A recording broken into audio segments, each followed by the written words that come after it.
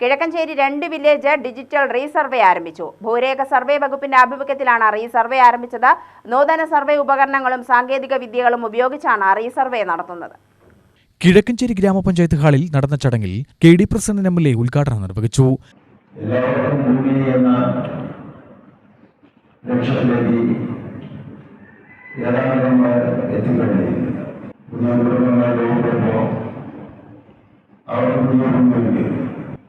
പക്ഷെ നിലവിൽ ഈ ഗവൺമെന്റ് ചുമതലയെടുക്കുന്ന ഘട്ടത്തിൽ ഭൂമിയിലാകുന്ന ഒരായിരക്കണക്കിന് മനുഷ്യർക്ക് മുഴുവൻ ഭൂമി കണ്ടെത്തിക്കൊടുത്തു എന്ന് നടന്നില്ല.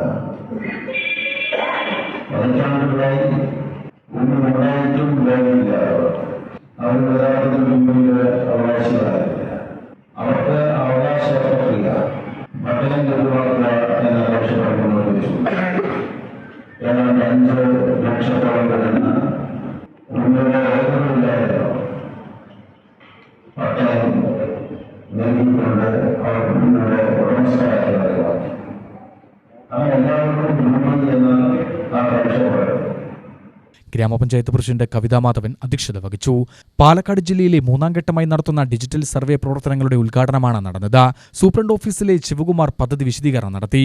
Resurvey superintendent Shailaja, panchayat vice president Radhakrishnan, Rajikrishnankutty, Rathika Manikandan, K Raveendran, Kaladharan, Sunitha, Sasheendran, Suja, Anilkumar, S Madhu എന്നിവർ പ്രസംഗിച്ചു.